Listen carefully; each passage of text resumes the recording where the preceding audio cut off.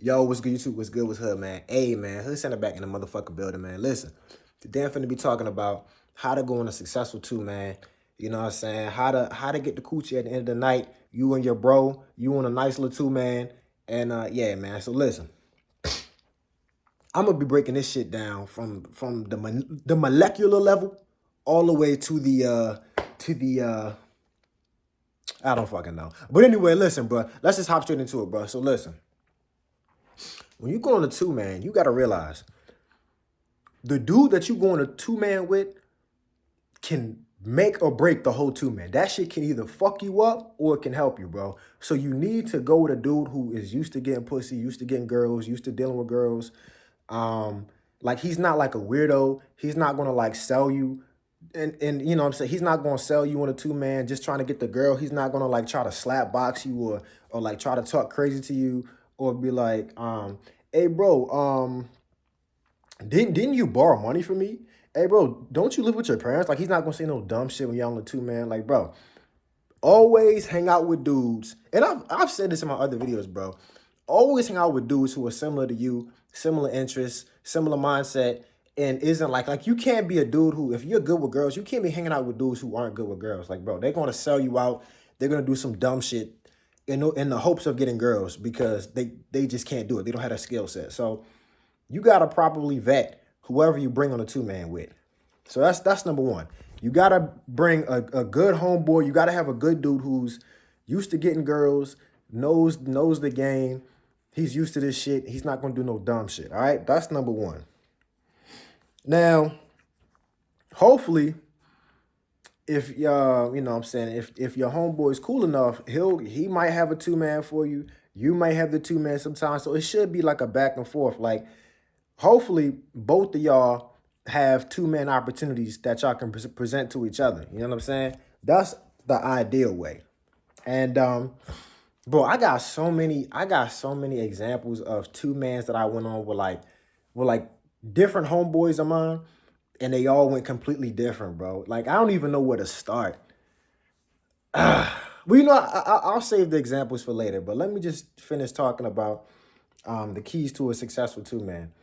The next thing is whenever you go on a two-man with your homeboy, here's how it should look. Let me just set the game plan for y'all. Here's how the two-man should look. Y'all get to the crib or y'all get wherever y'all at. Maybe it's at the girl's crib. Maybe it's at y'all crib. Maybe it's at a lounge, wherever it is. But basically, how you want to do it is you kind of want to all be in like a group setting. So 2-on-2 or whatever it is. And you just want to kind of converse, chop it up, chill, get to know each other, have, you know what I'm saying, make small talk and kind of get the vibe, get the feel of the vibe. You want the whole group to be comfortable first, then you want to break off separately. So when you're in a two-man and you don't know what to do, this is what you do. You converse with the whole group. You talk to both the girls, and then the girls can talk amongst each other, and then they'll talk to each one of you. Don't get jealous. Don't get nothing. Now, if the girl was like talking more to your homeboy or giving your homeboy more energy, you might have to have a talk in private, like, yo, obviously she's choosing up on you. We might have to switch. You know what I'm saying? You might have to pull a switcheroo. So you got to kind of feel it out. That's why you want to, converse in the group at first, because you want to like feel it out, you know what I'm saying, get a sense of like who's kind of choosing up on who kind of wants who, you know what I'm saying? Because if the girl don't want you, you can do all the talking you want. She don't want you. So like if I was on a two-man and the girl that I was like supposed to be with, if she was like constantly talking to my homeboy, I'm gonna just let her have it. Like, I'm not gonna keep trying. I'm gonna be like, hey bro, we might as well just switch. Let's just do a little switcheroo. So yeah, man, you gotta kind of get a feel for who's feeling who's trying to choose up on who. So that's that. The next thing, once it's kind of established who's kind of with who, once y'all are comfortable talking in the group, y'all, you know what I'm saying, joking and shit, ha ha, hee hee, ha ha, laughing and shit, getting comfortable with each other. Y'all may be drinking, y'all may be doing an activity, whatever it is, y'all get comfortable. Then eventually you want to break off. Once y'all are comfortable, you want to break off and do your own separate thing. So your homeboy goes with the girl, you go with your girl. And that's when that's when the game starts. That's when you really got to lock in and riz her up. You know what I'm saying? So depending on the setting, if y'all at the crib, you know what I'm saying, you got to riz up on your lonely and kind of, you know what I'm saying, get her there. You know what I'm saying? You got to get it there. And let me just give you an example, because some of y'all may not understand what I'm talking about. And I know that, it depends where you're at, you know what I'm saying? But ultimately the goal is to, you know what I'm saying? Yeah, let's smash, you know what I'm saying? That's the ultimate goal.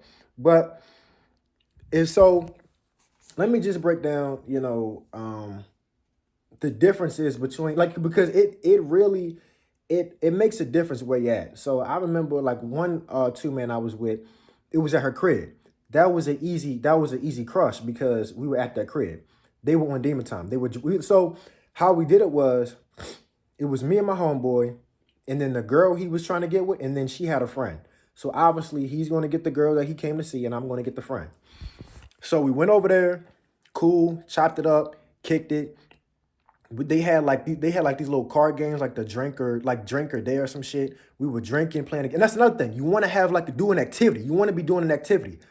So we were playing like drink or dare, having fun, having a good time and shit. And it was like the freaky version. So you know what I'm saying? We was like reenact your favorite sex position. Who would you smash here? When was the last time you smashed? Like stuff like that. And when you're drunk, that shit's lit. And that shit really get them, you know what I mean? That'll get it in. But we were playing that. And then, so we were playing the games. Then eventually, that's when we started breaking off. Him and his girl, they like just straight went.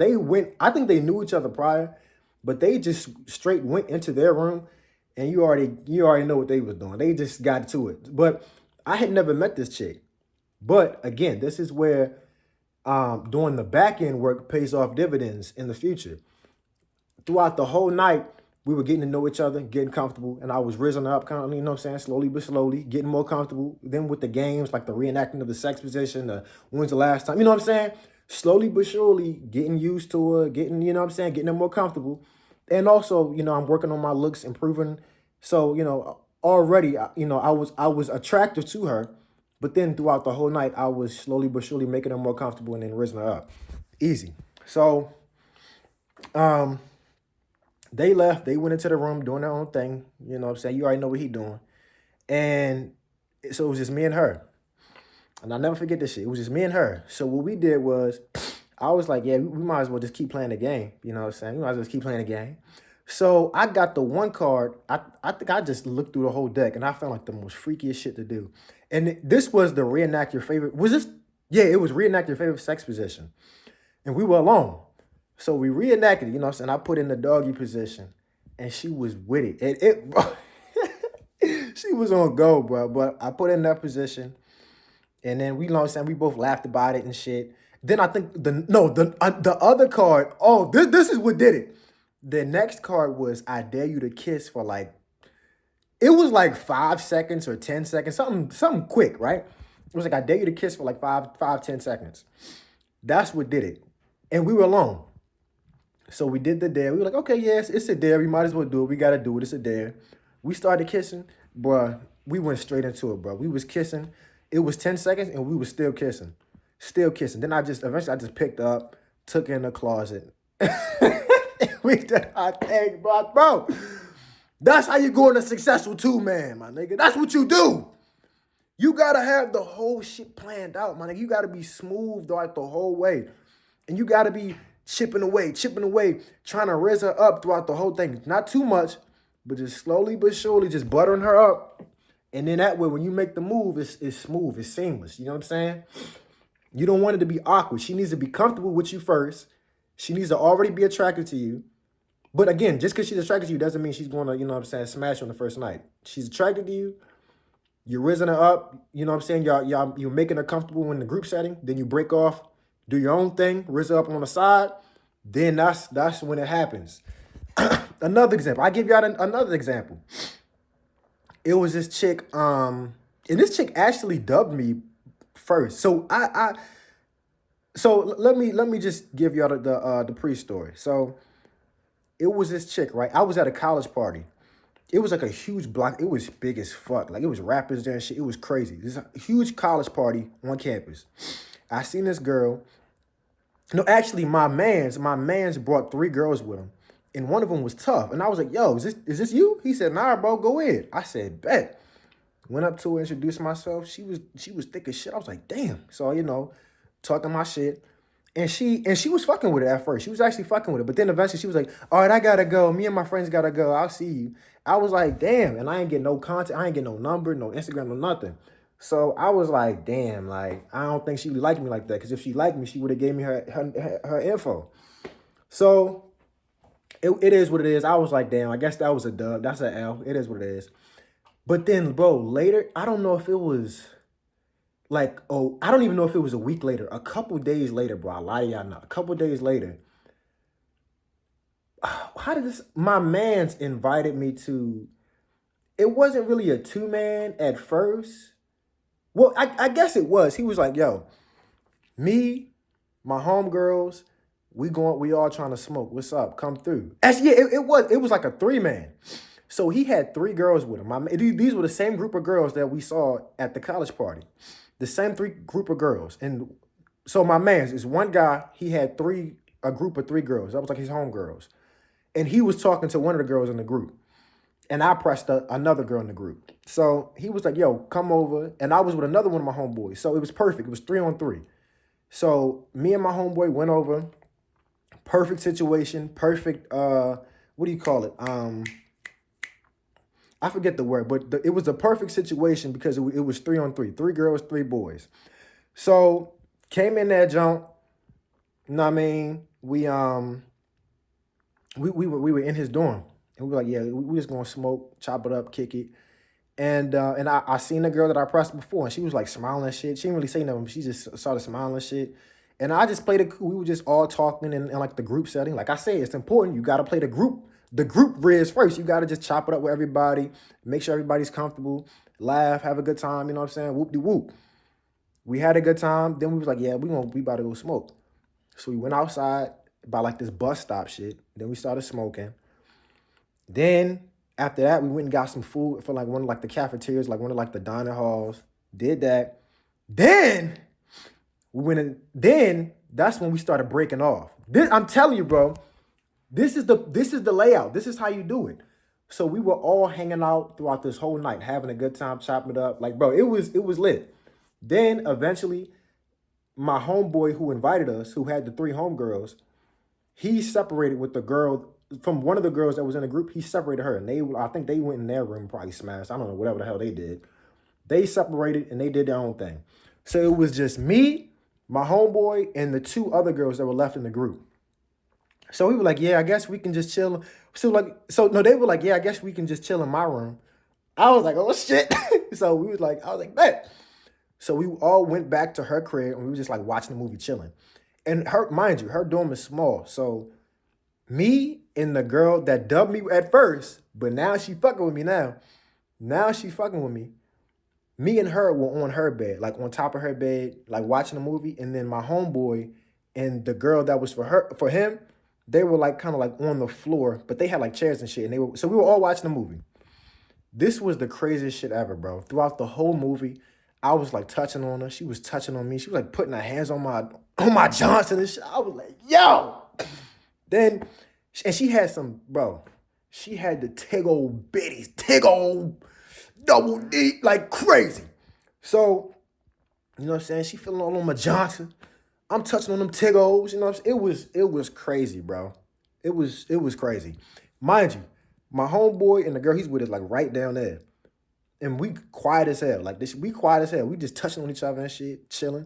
Then eventually, the girl that I was with, she was like, all right, I think it's time for you guys to go. I think you're pretty tired. It's time for you guys to go. Basically kicking them out. And my boy wasn't getting no playing time. He was so dry. And that's the thing. When you're on a 2-man, do not be dry, bro. You gotta like talk to her and shit and like make it fun and like, you know what I'm saying, do shit. But to his defense, she was kind of like standoffish and there was really nothing he could say. Like, and that's the thing. If you're on a 2-man and the girl was like standoffish, she just doesn't like you, give up, just move on. And just like either just hang around just so your man can get the coochie or just, you know what I'm saying? But don't keep trying. That's another thing.